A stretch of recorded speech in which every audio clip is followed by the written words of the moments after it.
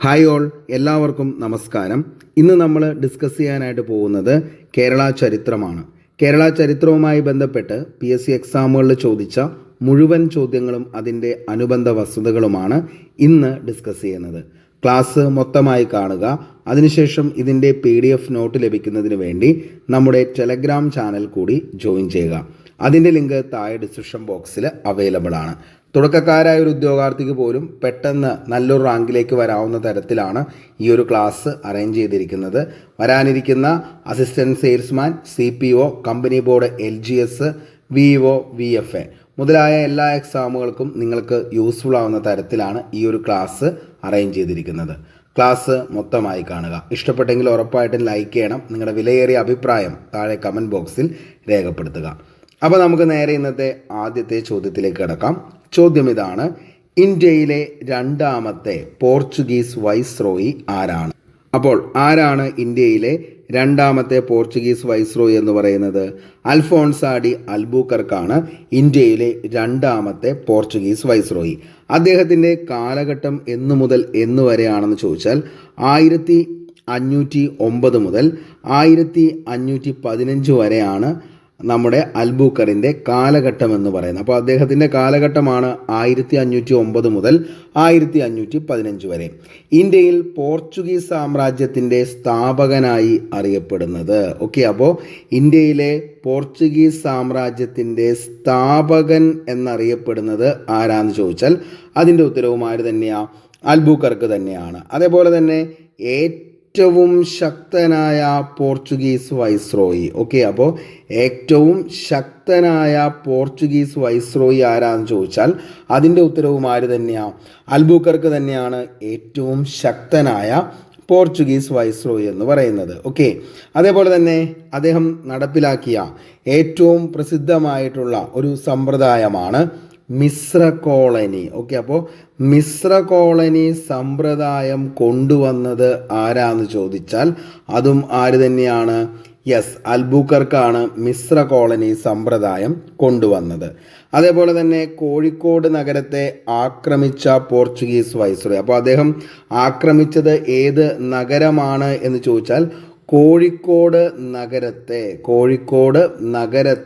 ആക്രമിച്ച Portuguese viceroy ആരാന്ന് ചോദിച്ചാൽ അതിൻ്റെ ഉത്തരവും ആര് തന്നെയാണ്? നമ്മുടെ അൽബുക്കർക്ക് തന്നെയാണ്. അതേപോലെ തന്നെ കോഴിക്കോട് നഗരത്തെ ആക്രമിക്കാൻ ആരുടെ നേതൃത്വത്തിലുള്ള സൈന്യത്തെയാണ് അൽബുക്കർക്ക് നിയോഗിച്ചതെന്ന് ചോദിച്ചു കഴിഞ്ഞാൽ മാർഷൽ കുട്ടിൻഹോ. ഓക്കെ, അപ്പോൾ മാർഷൽ കുട്ടിൻഹോ അദ്ദേഹത്തിൻ്റെ സൈന്യത്തെയാണ് അൽബുക്കർക്ക് നിയോഗിച്ചത്. അപ്പോൾ കോഴിക്കോട് നഗരത്തെ ആക്രമിക്കാൻ ആരുടെ നേതൃത്വത്തിലുള്ള സൈന്യത്തെയാണ് അൽബുക്കർക്ക് നിയമിച്ചത് എന്ന് ചോദിച്ചു കഴിഞ്ഞാൽ അത് ആരുടെ നേതൃത്വത്തിലുള്ള സൈന്യത്തെയാണ് നിയോഗിച്ചത്? മാർഷൽ കുട്ടിൻഹോ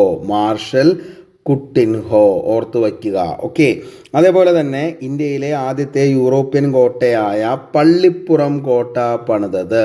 ഓക്കെ, അപ്പോൾ പള്ളിപ്പുറം കോട്ട പണിതത് ആരാന്ന് ചോദിച്ചാൽ 1503 ഇത് നിർമ്മിച്ചത്. അത് ആരാണ് എന്ന് ചോദിച്ചു കഴിഞ്ഞാൽ അത് ആരാണ്? നമ്മുടെ അൽബുക്കർക്കാണ്. അതേപോലെ തന്നെ ഗോവ പിടിച്ചെടുക്കാനായി എന്ത് ചെയ്തു? നേതൃത്വം നൽകി. അപ്പോൾ ഗോവ പിടിച്ചെടുക്കാൻ നേതൃത്വം നൽകിയ വൈസ്രോയി ആരാന്ന് ചോദിച്ചാൽ അതിൻ്റെ ഉത്തരവും അൽബുക്കർക്ക് തന്നെയാണ്. അതേപോലെ കൊച്ചിയിൽ നിന്ന് ഗോവയിലേക്ക് തലസ്ഥാനം മാറ്റി. അപ്പോൾ കൊച്ചിയിൽ നിന്ന് ഗോവയിലേക്ക് തലസ്ഥാനം മാറ്റി. ഓക്കെ, കൊച്ചിയിൽ നിന്ന് ഗോവയിലേക്ക് തലസ്ഥാനം മാറ്റി. ഇന്ത്യയിൽ സതി നിരോധിക്കുകയും നാണയ സമ്പ്രദായം ഏർപ്പെടുത്തുകയും വിദ്യാലയങ്ങൾ സ്ഥാപിക്കുകയും ചെയ്ത പോർച്ചുഗീസ് വൈസ്രോയി. അപ്പോൾ നല്ല കാര്യങ്ങൾ എന്തൊക്കെയാണ് ചെയ്തതെന്ന് ചോദിച്ചാൽ സതി എന്ന് പറയുന്ന സമ്പ്രദായം, അതായത് ഭർത്താവ് മരിച്ച ചിതയിൽ ഭാര്യ എന്ത് ചെയ്യുക? അതിൻ്റെ അകത്ത് ചാടി നിലവിൽ മരിക്കുക. അതാണ് സതി എന്ന് പറയുന്നത്. ഈ ഒരു സമ്പ്രദായം എന്ത് ചെയ്തു? സതി നിരോധിച്ചു. അപ്പോൾ സതി നിരോധിച്ച പോർച്ചുഗീസ് വൈസ്രോയി ആരാന്ന് ചോദിച്ചാൽ രണ്ടാമത്തെ വൈസ്രോയി ആയിട്ടുള്ള അൽബുക്കർക്കാന്നുള്ളത് മക്കളെ ഓർത്തു വയ്ക്കുക. അതേപോലെ തന്നെ നമ്മൾ പറഞ്ഞ മറ്റൊരു കാര്യമാണ് നാണയ സമ്പ്രദായം ഏർപ്പെടുത്തി. പഠിച്ചു വയ്ക്കുക, നാണയ നാണയ സമ്പ്രദായം ഏർപ്പെടുത്തിയതും ആര് തന്നെയാ? നമ്മുടെ അൽബുക്കർക്ക് തന്നെയാണ് നാണയ സമ്പ്രദായം ഏർപ്പെടുത്തിയത്. അതേപോലെ തന്നെ എന്താണ്? വിദ്യാലയങ്ങൾ സ്ഥാപിച്ചു. ഓക്കെ, അപ്പോൾ പഠിക്കുന്നതിന് വേണ്ടിയിട്ട് വിദ്യാലയങ്ങൾ സ്ഥാപിച്ചു. അതേപോലെ തന്നെ അദ്ദേഹം 1515 അന്തരിച്ചു. ഓക്കെ, അപ്പോൾ ഇത്രയും കാര്യമാണ് പോർച്ചുഗീസ് വൈസ്രോയി ആയിട്ടുള്ള അൽബുക്കറെ കുറിച്ച് നമുക്ക് പഠിക്കാനുള്ളത്. ആകെ നമുക്ക് പഠിക്കേണ്ട പോയിന്റ്സ്, ഒന്നാമത്തെ നമ്മൾ പറഞ്ഞു ആരാണ്? അദ്ദേഹത്തിൻ്റെ കാലഘട്ടമാണ് നമ്മൾ പറഞ്ഞത്. എന്ന് മുതൽ എന്ന് വരെയാണ് പോർച്ചുഗീസ് വൈസ്രോയി ആയ അൽബുക്കറിൻ്റെ കാലഘട്ടം എന്ന് ചോദിച്ചാൽ മക്കളെ 1509 മുതൽ 1515 വരെയാണ് നമ്മുടെ അൽബുക്കറിൻ്റെ കാലഘട്ടം. രണ്ടാമത്തെ പോയിന്റ് നമ്മൾ പറഞ്ഞു, ഇന്ത്യയിൽ പോർച്ചുഗീസ് സാമ്രാജ്യത്തിൻ്റെ സ്ഥാപകൻ എന്നറിയപ്പെടുന്നു. ഇന്ത്യയിലെ പോർച്ചുഗീസ് സാമ്രാജ്യത്തിൻ്റെ സ്ഥാപകൻ, അതാണ് നമ്മുടെ രണ്ടാമത്തെ പോയിന്റ്. മൂന്നാമത്തെ പോയിന്റാണ് പോർച്ചുഗീസ് സാമ്രാജ്യത്തിൻ്റെ സ്ഥാപകനാകണമെങ്കിൽ അയാൾ എന്തായിരിക്കണം? ശക്തനായിരിക്കണം. അപ്പോൾ ഏറ്റവും ശക്തനായ പോർച്ചുഗീസ് വൈസ്രോയി എന്നറിയപ്പെടുന്നത് ആരാന്ന് ചോദിച്ചാൽ അതിൻ്റെ ഉത്തരവും ആര് തന്നെയാണ്? അൽബുക്കർക്ക് തന്നെ. അപ്പോൾ ഏറ്റവും ശക്തനായ പോർച്ചുഗീസ് വൈസ്രോയി ആണ് ആരെന്ന് പറയുന്നത്? അൽബുക്കർക്ക് എന്ന് പറയുന്നത്. ഓക്കെ, അതേപോലെ തന്നെ മറ്റൊരു സമ്പ്രദായം അദ്ദേഹം കൊണ്ടുവന്നു, അതാണ് മിശ്ര കോളനി. ഓക്കെ, അപ്പോൾ ഓർത്തു വയ്ക്കുക, മിശ്ര കോളനി സമ്പ്രദായം കൊണ്ടുവന്ന വൈസ്രോയി ആരാന്ന് ചോദിച്ചാൽ മിശ്ര കോളനി സമ്പ്രദായം. അതേപോലെ തന്നെ മിശ്ര വിവാഹം എന്നൊക്കെ പറയും.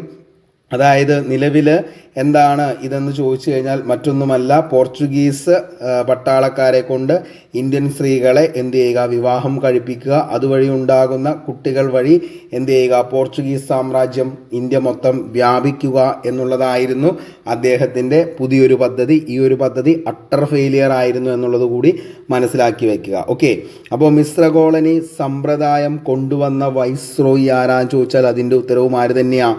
അൽബുക്കർക്ക് തന്നെയാണ്.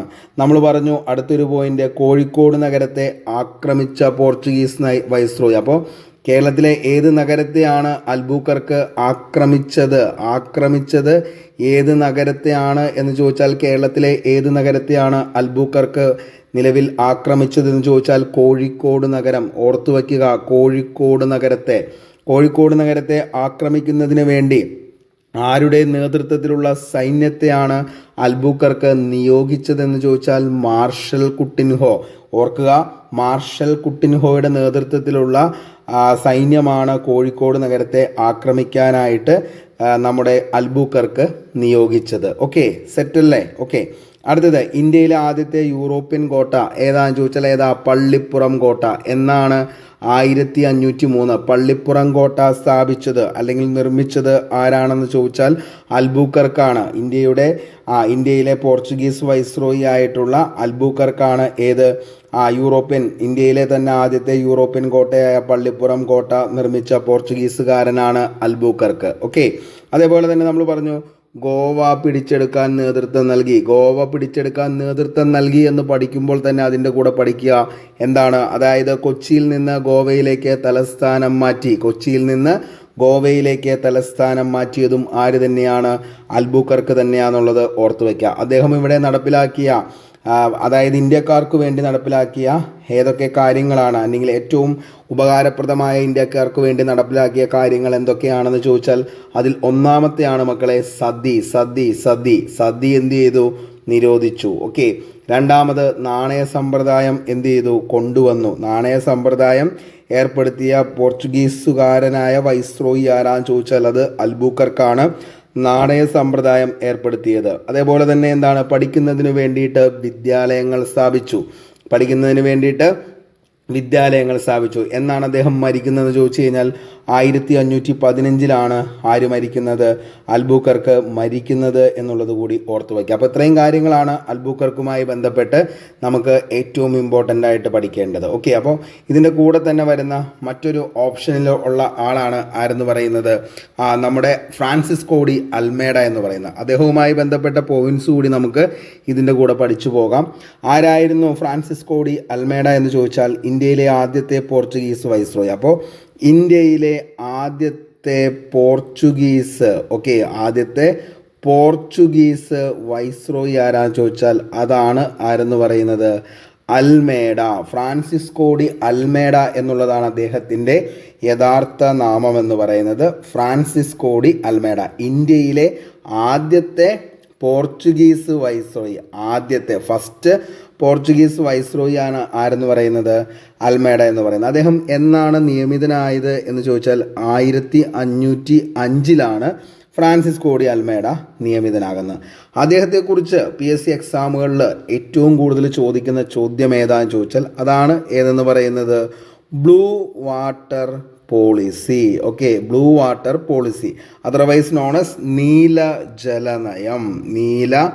ജലനയം അല്ലെങ്കിൽ ബ്ലൂ വാട്ടർ പോളിസി എന്നുള്ളത് ആരുടെ സംഭാവനയായിരുന്നു എന്ന് ചോദിച്ചാൽ, അല്ലെങ്കിൽ ഏത് പോർച്ചുഗീസുകാരനായ വൈസ്രോയുടെ സംഭാവനയായിരുന്നു നീല ജലനയം അല്ലെങ്കിൽ ബ്ലൂ വാട്ടർ പോളിസി എന്ന് ചോദിച്ചു കഴിഞ്ഞാൽ അത് ഫ്രാൻസിസ്കോ ഡി അൽമേഡയുടെ ആണെന്നുള്ളത് ഓർക്കുക. ഓക്കെ, അതേപോലെ തന്നെ 5 ദ്വീപ് കണ്ണൂർ മലാക്ക. ഓക്കെ, 5 ദ്വീപ് അതേപോലെ തന്നെ കണ്ണൂർ മലാക്ക. ഓക്കെ, 5 ദ്വീപ് കണ്ണൂർ മലാക്ക കൊച്ചി. ഓക്കെ, 5 ദ്വീപ് കണ്ണൂർ മലാക്ക ഓർക്കുക. 5 ദ്വീപ് കണ്ണൂർ മലാക്ക കൊച്ചി. ഓക്കെ, 5 ദ്വീപ് കണ്ണൂർ മലാക്ക കൊച്ചി എന്നിവിടങ്ങളിലെ കോട്ടകൾ ബലപ്പെടുത്തുകയും പുതിയ കോട്ടകൾ നിർമ്മിക്കുകയുമായിരുന്നു അദ്ദേഹത്തിൻ്റെ പ്രധാന പരിപാടി. അൽമേഡ കണ്ണൂർ കോട്ട. ഈ കണ്ണൂർ കോട്ട ഏതു പേരിലാണ് അറിയപ്പെടുന്നത്? കണ്ണൂർ കോട്ട. ഓക്കെ, അപ്പോൾ അൽമേഡ നിർമ്മിച്ചാണ് എന്ന് പറയുന്നത് കണ്ണൂർ കോട്ട. കണ്ണൂർ കോട്ട ഏതു പേരിലാണ് അറിയപ്പെടുന്നത്? സെൻറ്റ് ആഞ്ചലോസ് കോട്ട എന്ന പേരിലാണ്. സെൻറ്റ് ആഞ്ചലോസ്. ഓക്കെ, അപ്പോൾ സെൻറ്റ് ആഞ്ചലോസ് കോട്ട നിർമ്മിച്ചത് 1505 ഓർത്ത് വയ്ക്കുക. അദ്ദേഹം ഇന്ത്യയിൽ നിന്നും തിരിച്ചു പോയത് എന്നാന്ന് ചോദിച്ചു കഴിഞ്ഞാൽ 1509 ഫ്രാൻസിസ്കോ ഡി അൽമേഡ ഇന്ത്യയിൽ നിന്നും തിരിച്ചു പോകുന്നത്. ഓക്കെ, അപ്പോൾ ഇത്രയും കാര്യങ്ങളാണ് അൽമേഡയെക്കുറിച്ച് നമുക്ക് എക്സാം പോയിന്റ് ഓഫ് വ്യൂയിൽ പഠിക്കാനുള്ളൂ. പറഞ്ഞ കാര്യം മക്കളെ ഒന്നുകൂടി പറയാം. ആരായിരുന്നു ഫ്രാൻസിസ്കോ ഡി അൽമേഡ എന്ന് പറയുന്ന വ്യക്തി? ഇന്ത്യയിലെ ആദ്യത്തെ പോർച്ചുഗീസ് വൈസ്രോയി. ഇന്ത്യയിലെ ആദ്യത്തെ പോർച്ചുഗീസ് വൈസ്രോയി ആരാന്ന് ചോദിച്ചാൽ അതിൻ്റെ ഉത്തരമാണ് ആരെന്ന് പറയുന്നത് ഫ്രാൻസിസ്കോ ഡി അൽമേഡ എന്ന് പറയുന്നത്. ഓക്കെ, അദ്ദേഹം കൊണ്ടുവന്ന ഏറ്റവും പ്രധാനപ്പെട്ട അദ്ദേഹത്തിൻ്റെ സംഭാവനയായിരുന്നു എന്തെന്ന് പറയുന്നത്, അല്ലെങ്കിൽ അദ്ദേഹം ആവിഷ്കരിച്ച ഏറ്റവും പ്രധാനപ്പെട്ട ഒരു നയമാണ് നീലജല നയം അല്ലെങ്കിൽ ബ്ലൂ വാട്ടർ പോളിസി എന്ന് പറയുന്നത്. അപ്പോൾ ബ്ലൂ വാട്ടർ പോളിസി ആവിഷ്കരിച്ച പോർച്ചുഗീസ് വൈസ്രോയി, അങ്ങനെ തന്നെയാണ് PSC ഏറ്റവും കൂടുതൽ ചോദിച്ചിരിക്കുന്നത്. ബ്ലൂ വാട്ടർ പോളിസി ആവിഷ്കരിച്ചത് താഴെ പറയുന്നവയിൽ ഏത് വൈസ്രോയി ആണെന്ന് ചോദിച്ചു കഴിഞ്ഞാൽ അതിൻ്റെ ഉത്തരം ഫ്രാൻസിസ്കോ ഡി അൽമേഡയാണെന്നുള്ളത് ഓർത്തു വയ്ക്കുക. അതേപോലെ തന്നെ അദ്ദേഹം എവിടെയൊക്കെയായിരുന്നു കോട്ടകൾ ദൃഢപ്പെടുത്തിയതും അതേപോലെ തന്നെ സ്ഥാപിച്ചതെന്ന് ചോദിച്ചു കഴിഞ്ഞാൽ നമ്മൾ പറഞ്ഞു, 1 5 ദ്വീപ്, 2 കണ്ണൂർ, 3 മലാക്ക, അതേപോലെ തന്നെ 4 കൊച്ചി. ഈ 4 സ്ഥലങ്ങളിൽ കോട്ട സ്ഥാപിക്കുകയും ഉള്ള കോട്ടകളൊക്കെ ദൃഢപ്പെടുത്തുകയും ചെയ്തത് ആരാണ് എന്ന് ചോദിച്ചു കഴിഞ്ഞാൽ അത് ഫ്രാൻസിസ്കോ ഡി അൽമേഡയാണ്. ഓക്കെ, അതേപോലെ തന്നെ നമ്മൾ പറഞ്ഞു അൽമേഡ കണ്ണൂർ കോട്ട അല്ലെങ്കിൽ എന്താണ് സെയിൻറ്റ് ആഞ്ചലോസ് കോട്ട. കണ്ണൂർ കോട്ട otherwise known as saint Angelos കോട്ട നിർമ്മിച്ചത് എന്നാണ് ചോദിച്ചു കഴിഞ്ഞാൽ അത് നമ്മൾ പറഞ്ഞു 1505. ഓക്കെ, എന്നാണ് സ്ഥാപിച്ചത്? 1505 സെയിൻറ്റ് ആഞ്ചലോസ് കോട്ട. ഓക്കെ, അപ്പോൾ സെയിൻറ്റ് ആഞ്ചലോസ് കോട്ട സ്ഥാപിച്ചത് എന്നാണ് എന്ന് ചോദിച്ചു കഴിഞ്ഞാൽ 1505. അതിനെയാണ് കണ്ണൂർ കോട്ട എന്ന പേരിൽ അറിയപ്പെടുന്നതും ഏത് തന്നെയാണ്? ഈ പറയുന്ന സെയിൻറ്റ് ആഞ്ചലോസ് കോട്ടയാണെന്നുള്ളത് ഓർക്കുക. ഓക്കെ, അതേപോലെ തന്നെ നമ്മുടെ ഫ്രാൻസിസ്കോ ഡി അൽമേഡ ഇന്ത്യ വിട്ടു പോയത് എന്നാന്ന് ചോദിച്ചു കഴിഞ്ഞാൽ 1509 ഫ്രാൻസിസ്കോ ഡി അൽമേഡ ഇന്ത്യ വിട്ടു പോയത് എന്നുള്ളത് കൂടി മനസ്സിലാക്കുക. ഓക്കെ, അപ്പോൾ ഇതിൻ്റെ അകത്ത് ഏറ്റവും പ്രധാനപ്പെട്ട 2 പേരെ കുറിച്ചാണ് നമ്മൾ പറഞ്ഞത്. അതായത് 1 Francisco de Almeida, 2 Albuquerque. Okay, അപ്പോൾ ഈ 2 കാര്യങ്ങളും ഇവരെ 2 പേരെ കുറിച്ചും വളരെ വ്യക്തമായി തന്നെ മനസ്സിലായി എന്ന് കരുതുന്നു. ഓക്കെ, അടുത്തൊരു വ്യക്തി എന്ന് പറയുന്നത് പെട്രോ അൽവാരിസ് കബ്രാൾ ആണ്. അതായത് അദ്ദേഹത്തെക്കുറിച്ച് ഒത്തിരി കാര്യങ്ങളൊന്നും പഠിക്കാനില്ല. പെട്രോ അൽവാരിസ് കബ്രാൾ എന്ന് പറയുന്നതാണ് അടുത്ത ഓപ്ഷനിലുള്ള അടുത്തൊരാളെന്ന് പറയുന്നത്. അദ്ദേഹത്തെക്കുറിച്ച് PSC ഏറ്റവും കൂടുതൽ ചോദിച്ചിരിക്കുന്നത് ഇങ്ങനെയാണ്: 1499 വാസ്കോഡ ഗാമ ലിസ്ബണിൽ എത്തിയ ശേഷം പോർച്ചുഗൽ രാജാവ് ഇന്ത്യയിലേക്ക് അയച്ച പോർച്ചുഗലിൽ നിന്നുള്ള മറ്റൊരു പ്രതിനിധി ആരാന്ന് ചോദിച്ചാൽ അതാണ് ആരെന്ന് പറയുന്നത് പെട്രോ അൽവാരിസ് കബ്രാൾ എന്ന് പറയുന്നത്. അപ്പോൾ ഗാമ 499 എവിടെ എത്തുന്നത്? ലിസ്ബണിൽ എത്തുന്നത്. അതിനുശേഷം ഇന്ത്യയിലേക്ക് വന്ന മറ്റൊരു പോർച്ചുഗീസുകാരൻ ആരാന്ന് ചോദിച്ചാൽ അതാണ് ആരെന്ന് പറയുന്നത് പെട്രോ അൽവാരിസ് കബ്രാൾ. അപ്പോൾ അദ്ദേഹം എന്നാണ് ഇന്ത്യയിൽ വന്നതെന്ന് ചോദിച്ചു കഴിഞ്ഞാൽ എന്നാണ് 1500 ഓക്കെ AD 1500 അദ്ദേഹം എവിടെ വരുന്നത്? ഇന്ത്യയിലേക്ക് വരുന്നത്. അതേപോലെ തന്നെ സാമൂതിരിയുമായിട്ട് ധാരണയിലെത്തിയ അൽവാരിസ് കബ്രാളിൻ്റെ പ്രതിനിധി ഒരിക്കൽ PSC ചോദിച്ചു, അതാരാന്ന് ചോദിച്ചാൽ അത് ഐറിസ് കൊറിയ എന്നുള്ളത് ഓർത്ത് വയ്ക്കുക. ആരാണ്? ഐറിസ് കൊറിയ എന്ന് പറയുന്ന ആളാണ് ആരെന്ന് പറയുന്നത്, അതായത് സാമൂതിരിയുമായി ധാരണയിലെത്തിയ അൽവാരിസ് കബ്രാളിൻ്റെ പ്രതിനിധി. അപ്പോൾ അൽവാരിസ് കബ്രാൾ എന്നാണ് ഇവിടെ ഇന്ത്യയിൽ വന്നത് എന്ന് ചോദിച്ചു കഴിഞ്ഞാൽ AD 1500 അദ്ദേഹത്തിൻ്റെ പ്രതിനിധിയായിട്ടുള്ള വ്യക്തി ആരാണ് സാമൂതിരിയുമായിട്ട് സംസാരിച്ച ഒരു ധാരണയിലെത്തിയതെന്ന് ചോദിച്ചു കഴിഞ്ഞാൽ ഐറിസ് കൊറിയ എന്നുള്ളത് ഓർത്ത് വയ്ക്കുക. അപ്പോൾ ഇത്രയും 2 പോയിന്റ്സ് ആണ് ഇതിൻ്റെ അകത്ത് നമുക്ക് പഠിക്കാനുള്ളൂ. കൂടുതലൊന്നും ഇത് അൽവാരിസ് കബ്രാളിനെ കുറിച്ച് PSC ചോദിച്ചിട്ടില്ല. പിന്നെ നമുക്ക് പഠിക്കാനുള്ള വ്യക്തി എന്ന് പറയുന്നത് വാസ്കോ ഡ ഗാമയാണ്. വാസ്കോ ഡ ഗാമയെക്കുറിച്ച് ഞാൻ കൂടുതലൊന്നും പറയേണ്ട കാര്യമില്ല, കാരണം ഡീറ്റെയിൽ ആയിട്ടുള്ള ക്ലാസ് നമ്മുടെ ആദ്യത്തെ ക്ലാസ് തന്നെ അറൈവൽ ഓഫ് യൂറോപ്യൻസ് എന്ന് പറയുന്ന ടോപ്പിക്കിൽ നമ്മൾ പോർച്ചുഗീസുകാരുടെ സാമ്രാജ്യത്തെക്കുറിച്ച് പറയുമ്പോൾ വളരെ വ്യക്തമായി ഡീറ്റെയിൽ ആയിട്ട് തന്നെ നമ്മുടെ പോർച്ചുഗീസുകാരനായ വാസ്കോ ഡ ഗാമയെക്കുറിച്ച് പറഞ്ഞിട്ടുണ്ട്. എന്നിരുന്നാലും പുതിയ ഉദ്യോഗാർത്ഥികൾക്ക് വേണ്ടി ഞാൻ ഒന്ന് ഓടിച്ചു പറയാം. കടൽ മാർഗം ഇന്ത്യയിലെത്തിയ ആദ്യത്തെ യൂറോപ്യൻ ആരാന്ന് ചോദിച്ചു കഴിഞ്ഞാൽ അതിൻ്റെ ഉത്തരം Vasco da Gama. Vasco da ഗാമയുടെ ആഗമനത്തെ ഏഷ്യയുടെ ചരിത്രത്തിലെ തന്നെ വാസ്കോ ഡ ഗാമ യുഗത്തിൻ്റെ തുടക്കമെന്ന് വിശേഷിപ്പിച്ചത് KM പണിക്കരായിരുന്നു. ഏകദേശം 5 നൂറ്റാണ്ടുകളോളം നീണ്ടുനിന്ന യൂറോപ്യൻ ആധിപത്യത്തിന് തുടക്കം കുറിച്ചു. കേപ്പ് ഓഫ് ഗുഡ് ഹോപ്പ് വഴി കേരളത്തിലേക്ക് എത്തിച്ചേർന്ന ആദ്യത്തെ യൂറോപ്യൻ ശക്തിയായിരുന്നു പോർച്ചുഗീസുകാരെന്ന് പറയുന്നത്. ഓക്കെ, എന്നാണ് വാസ്കോ ഡ ഗാമ കേരളത്തിൽ കാലുകുത്തിയത്? അതെങ്കിലും ഓർത്തു വയ്ക്കുക, വെരി വെരി ഇമ്പോർട്ടൻ്റ് ആണ്. 1498 മെയ് 20 വാസ്കോ ഡ ഗാമ കേരളത്തിൽ ആദ്യമായി കാലുകുത്തുന്നത്. ഓക്കെ, എവിടെയാണ് കാലുകുത്തിയതെന്ന് ചോദിച്ചു കഴിഞ്ഞാൽ കോഴിക്കോട് ചേമഞ്ചേരി പഞ്ചായത്തിലെ കാപ്പാട് കടപ്പുറത്ത് പന്തലായനി ബീച്ചിലാണ് വാസ്കോ ഡ ഗാമ കപ്പലിറങ്ങിയത്. മാക്സിമം എന്ത് ചെയ്യുക, ഇതിൻ്റെ എല്ലാ പോയിൻറ്റ്സും നമ്മൾ പറഞ്ഞിട്ടുണ്ട്. ഇനിയും ഈ ക്ലാസ് നമ്മൾ വീണ്ടും എക്സ്പ്ലെയിൻ ചെയ്ത് കഴിഞ്ഞാൽ ക്ലാസ്സിൻ്റെ ലെങ്ത്ത് ഒത്തിരി കൂടുതലായിപ്പോൾ. താല്പര്യം നിങ്ങൾക്കുണ്ടെങ്കിൽ നമുക്ക് തീർച്ചയായിട്ടും ഇതിൻ്റെ ഡീറ്റെയിൽ ആയിട്ട് ഒന്നുകൂടി റിവിഷൻ സമയത്ത് ക്ലാസ് എടുത്ത് പോകാം. ആർക്കെങ്കിലും കുറച്ചുകൂടിയും ഇതിനെക്കുറിച്ച് അറിയണമെന്നുണ്ടെങ്കിൽ താഴെ ഒന്ന് കമൻറ്റ് ചെയ്താൽ മതി. ഓക്കെ, അപ്പോൾ ഇത്രയും കാര്യങ്ങൾ വളരെ വ്യക്തമായി ഓർത്തിരിക്കുക. കാരണം PSC എക്സാമിൽ ചോദിച്ച ചോദ്യങ്ങൾ തന്നെയാണ് ഈ പറയുന്ന നമ്മൾ കബ്രാളിനെ കുറിച്ചാണെങ്കിലും അതേപോലെ തന്നെ ഫ്രാൻസിസ്കോ ഡി അൽമേഡയെ കുറിച്ചാണെങ്കിലും അതേപോലെ തന്നെ നമ്മുടെ അൽബുക്കർക്കിനെ കുറിച്ചാണെങ്കിലും വാസ്കോ ഡ ഗാമയെക്കുറിച്ചായാലും. അപ്പോൾ 4 ഓപ്ഷനും നമ്മൾ ഡിസ്ക്രൈബ് ചെയ്ത് കഴിഞ്ഞു. അപ്പോൾ എല്ലാത്തിലെയും പോയിൻറ്റ്സ് നമ്മൾ വളരെ അടുക്കും ചിട്ടയോടും കൂടി തന്നെയാണ് പഠിച്ചത്. ഇനി നിങ്ങൾ ഈ ക്ലാസ് മൊത്തമായി കണ്ടതിന് ശേഷം നമ്മുടെ PDF നോട്ട് കൂടി 1-2 തവണ വായിച്ചാൽ നിങ്ങൾ ഈ ഒരു ടോപ്പിക്ക് പക്കാ സെറ്റായിരിക്കും. ഒരു ഡിഗ്രി ലെവൽ എക്സാമിന് വരെ നമ്മൾ എന്തൊക്കെയാണോ പഠിക്കേണ്ടത് അത്രയും കാര്യങ്ങൾ നമ്മൾ ഡീറ്റെയിൽ ആയിട്ട് പഠിച്ചിട്ടുണ്ട്. SCRT NCRT അതേപോലെ തന്നെ കേരള ചരിത്രം ശ്രീധരമേനോൻ, ഇത്രയും കാര്യങ്ങൾ നമ്മൾ ഇതിൻ്റെ അകത്ത് ഉൾക്കൊള്ളിച്ച് തന്നെയാണ് ക്ലാസ് ചെയ്തിരിക്കുന്നത്. അപ്പോൾ നമുക്കിനി രണ്ടാമത്തെ ചോദ്യത്തിലേക്ക് പോകാം. ഓക്കെ, നമ്മുടെ രണ്ടാമത്തെ ചോദ്യമാണ്, ഇന്ത്യൻ സമുദ്രത്തിൻ്റെ ആധിപത്യത്തിനു വേണ്ടി കാർട്ടസ് വ്യവസ്ഥ നടപ്പിലാക്കിയ പാശ്ചാത്യ രാജ്യം ഏതായിരുന്നു പാശ്ചാത്യ രാജ്യം എന്ന് പറയുന്നത്? കാർട്ടസ് വ്യവസ്ഥ നടപ്പിലാക്കിയത്. അപ്പോൾ മക്കളെ, എന്താണ് കാർട്ടസ് എന്നുള്ളത് ആദ്യം പഠിക്കണം. അതേപോലെ തന്നെ കാർട്ടസ് വ്യവസ്ഥയിൽ എന്തൊക്കെയാണ് ഉൾക്കൊള്ളിച്ചിരിക്കുന്നത് എന്നുള്ളത് പഠിക്കണം. ഏത് വിദേശീയരാണ് കാർട്ടസ് കൊണ്ടുവന്നതെന്ന് ചോദിച്ചു കഴിഞ്ഞാൽ അത് ആരാണ്? പോർച്ചുഗീസുകാരുടെ സംഭാവനയായിരുന്നു എന്തെന്ന് പറയുന്നത് കാർട്ടസ് എന്ന് പറയുന്നത്. അപ്പോൾ എന്താണ് കാർട്ടസ്? ആദ്യമായിട്ട് ഈ ഒരു ചോദ്യം വന്നത് അസിസ്റ്റന്റ് പ്രസിഡന്റ് ഓഫീസറിനാണ് 2023. നമുക്ക് ഡീറ്റെയിൽ ആയിട്ട് നോക്കാം. അതായത് പോർച്ചുഗീസുകാരുടെയാണ് എന്തെന്ന് പറയുന്നത് കാർട്ടസ് എന്ന് പറയുന്ന ഒരു വ്യവസ്ഥ. അതായത് ഇന്ത്യയുടെ ഏതെങ്കിലും ഭാഗങ്ങളുമായി മറ്റ് കപ്പലുകൾ വ്യാപാരം നടത്തുന്നത് തടയുന്നതിനു വേണ്ടി പോർച്ചുഗീസ് ഉദ്യോഗസ്ഥർ നൽകിയ ഒരു പാസ്. ഓക്കെ, അപ്പോൾ ജസ്റ്റ് ഇത്രയെങ്കിലും ഓർത്തു വയ്ക്കുക. ഒറ്റ വാക്കി ചോദിക്കുകയാണെങ്കിൽ എന്താണ് കാർട്ടസ് എന്ന് ചോദിച്ചു കഴിഞ്ഞാൽ എന്താണ്? പാസ്. ഓക്കെ, അപ്പോൾ പാസ് അല്ലെങ്കിൽ എന്താണ് നികുതി, ഇതിനെയൊക്കെയാണ് നമ്മൾ എന്തെന്ന് പറയുന്നത്, കാട്ടസ് എന്ന് പറയുന്നത്. ഓക്കെ, അപ്പോൾ എന്താണ്, ഇന്ത്യയുടെ ഏതെങ്കിലും ഭാഗങ്ങളുമായി മറ്റു കപ്പലുകൾ വ്യാപാരം നടത്തുന്നത് തടയുന്നതിനു വേണ്ടി പോർച്ചുഗീസ് ഉദ്യോഗസ്ഥർ നൽകിയ ഒരു പാസ്സാണ് കാട്ടസ് എന്ന് പറയുന്നത്. അപ്പോൾ ഓരോ ഏഷ്യൻ വ്യാപാര കപ്പലും തങ്ങളുടെ ചരക്കുകൾ കടത്തുന്നതിന് പോർച്ചുഗീസുകാർക്കൊരു നിശ്ചിത സംഖ്യ കരം നൽകി, അല്ലെങ്കിൽ എന്താണ്, കാർട്ടസ്, അതിനെയാണ് നമ്മൾ പാസ് എന്ന് പറയുന്നത്, സ്വന്തമാക്കണമായിരുന്നു. അങ്ങനെ ഈ പറയുന്ന കാർട്ടസിൽ ഉൾപ്പെടുത്തിയിരിക്കുന്നത് എന്തൊക്കെ കാര്യങ്ങളാണെന്ന് ചോദിച്ചു കഴിഞ്ഞാൽ, ഒന്നാമത്തെ കാര്യമാണ് കപ്പലിൻ്റെ വലുപ്പം. ഓക്കെ, അപ്പോൾ ഓർക്കുക, കപ്പലിൻ്റെ വലുപ്പം ഏതിൽ ഉൾപ്പെടുത്തിയിട്ടുണ്ട്, കാർട്ടസിൽ ഉൾപ്പെടുത്തിയിട്ടുണ്ട്.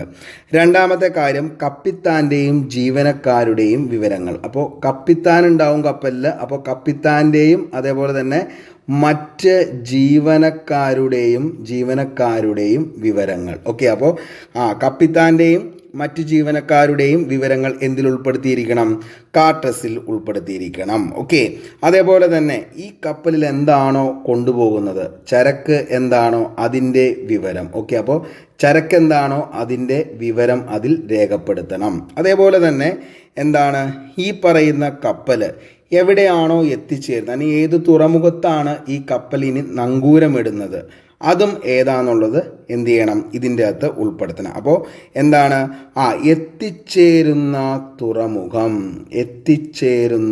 തുറമുഖം. ഓക്കെ, അപ്പോൾ ഇത്രയും കാര്യങ്ങൾ എവിടെ ഉൾപ്പെടുത്തണം, കാട്ടസ് എന്ന് പറയുന്ന പാസിൽ ഉൾപ്പെടുത്തണം. അപ്പോൾ മക്കളെ ശ്രദ്ധിക്കുക, ഇന്ത്യൻ സമുദ്രത്തിൻ്റെ ആധിപത്യത്തിനു വേണ്ടി കാർട്ടസ് എന്ന് പറയുന്ന വ്യവസ്ഥ നടപ്പിലാക്കിയ പാശ്ചാത്യ രാജ്യം ഏതാണ്, പോർച്ചുഗലാണ്. ശ്രദ്ധിക്കുക, പോർച്ചുഗലാണ് കാട്ടസ് എന്ന് പറയുന്ന വ്യവസ്ഥ കൊണ്ടുവന്നത്. അതേപോലെ തന്നെ അതിൻ്റെ അകത്ത് ഒറ്റ വാക്കിൽ നമ്മുടെ അടുത്ത് ചോദിക്കുകയാണെങ്കിൽ എന്താണ് കാട്ടസ് എന്ന് ചോദിച്ചു കഴിഞ്ഞാൽ എന്താണ്, കപ്പലിന് കൊടുക്കേണ്ട നികുതി അഥവാ പാസ്. ഓക്കെ, അപ്പോൾ ശ്രദ്ധിക്കുക, നികുതി അല്ലെങ്കിൽ പാസ്സാണ്. അതായത് നിലവിൽ പോർച്ചുഗീസുകാർക്ക് ഇന്ത്യൻ സമുദ്രത്തിലൂടെ വരുന്ന കപ്പലുകൾക്ക് കൊടുക്കേണ്ട നികുതി അല്ലെങ്കിൽ പാസിന് പറയുന്ന പേരാണ് കാട്ടസ് എന്ന് പറയുന്നത്. കാട്ടസിൽ എത്ര കാര്യങ്ങളാണ് ഉൾപ്പെടുത്തിയിരിക്കുന്നതെന്ന് ചോദിച്ചാൽ 4 കാര്യങ്ങളാണ് കാട്ടസിൽ ഉൾപ്പെടുത്തിയിരിക്കുന്നത്. നമ്മൾ പറഞ്ഞു, ഒന്നാമത്തെ എന്താണ്, കപ്പലിൻ്റെ വലുപ്പം. ആ ഒരു കപ്പൽ എത്ര വലുപ്പമുള്ള കപ്പലാണെന്നുള്ളത് അതിൽ എഴുതിയിരിക്കണം കാട്ടസിൽ. 2 നമ്മൾ പറഞ്ഞു, കപ്പിത്താൻ്റെയും ജീവനക്കാരുടെയും വിവരങ്ങൾ അതിൽ ഉൾപ്പെടുത്തിയിരിക്കണം. 3 എന്താണോ ഈ കപ്പലിലുള്ള സാധനം, അതായത് കപ്പലിൽ എന്ത് ചരക്കാണോ ഉള്ളത്, ആ ഒരു ചരക്കിൻ്റെ വിവരം ഏതിൻ്റെ അകത്ത് ഉൾപ്പെടുത്തിയിരിക്കണം, ഈ പറയുന്ന കാട്ടസ് എന്ന് പറയുന്ന പാസിൽ ഉൾപ്പെടുത്തിയിരിക്കണം. 4 കാര്യം എന്താണ്, എത്തിച്ചേരുന്ന തുറമുഖം ഏതാണോ, ഈ കപ്പൽ ഏത് തുറമുഖത്താണോ എത്തിച്ചേരുന്നത്, ആ തുറമുഖത്തിൻ്റെ വിവരവും ഏതിൽ ഉൾപ്പെടുത്തിയിരിക്കണം, ഈ പറയുന്ന കാട്ടസിൽ ഉൾപ്പെടുത്തിയിരിക്കണം. അപ്പോൾ ഇത്രയും കാര്യങ്ങളാണ് ഇതിൻ്റെ അകത്ത് പറയാനുള്ളൂ. പറഞ്ഞ കാര്യം ഞാൻ ഒന്നുകൂടി പറയാം. അതായത് കാട്ടസ് എന്ന് പറയുന്ന സമ്പ്രദായം താഴെ പറയുന്നവയിൽ ഏത് യൂറോപ്യൻസിൻ്റെ ആണെന്ന് ചോദിച്ചു കഴിഞ്ഞാൽ മക്കളെ, നമ്മുടെ ഒന്നാമത്തെ പോയിന്റ് പോർച്ചുഗീസുകാരുടെ സംഭാവന. ഈ പോർച്ചുഗീസുകാരുടെയാണ് എന്തെന്ന് പറയുന്നത്, ഈ പറയുന്ന കാട്ടസ് എന്ന് പറയുന്ന സമ്പ്രദായം. അതേപോലെ തന്നെ എന്താണ് കാട്ടസ് എന്ന് ചോദിച്ചാൽ ഒറ്റ വാക്കിൽ പറയുകയാണെങ്കിൽ എന്താണ്, പാസ് അല്ലെങ്കിൽ നികുതിയാണ് കാട്ടസ് എന്ന് പറയുന്നത്. ഓക്കെ, ഇനി കാട്ടസിൽ എത്രയൊക്കെ കാര്യങ്ങളാണ് ഉൾപ്പെടുത്തിയിരിക്കുന്നതെന്ന് ചോദിച്ചു കഴിഞ്ഞാൽ എത്രയാണ്, 4 കാര്യങ്ങളാണ് കാട്ടസിൽ ഉൾപ്പെടുത്തിയിരിക്കുന്നത്. ഈ 4 കാര്യങ്ങൾ ഏതൊക്കെയാണെന്ന് ചോദിച്ചു കഴിഞ്ഞാൽ 1 എന്താണ്, കപ്പലിൻ്റെ വലുപ്പം. 2 കപ്പിത്താൻ്റെയും ജീവനക്കാരുടെയും വിവരങ്ങൾ. 3 ചരക്കിൻ്റെ വിവരം. അതേപോലെ 4 എത്തിച്ചേരുന്ന തുറമുഖം. അപ്പോൾ ഇത്രയാണ് ഇതിൻ്റെ അകത്ത് പറയാനുള്ളൂ. എല്ലാവർക്കും മനസ്സിലായി എന്ന് തന്നെ കരുതുന്നു. നമുക്ക് അടുത്ത ചോദ്യത്തിലേക്ക് പോകാം. ഓക്കെ.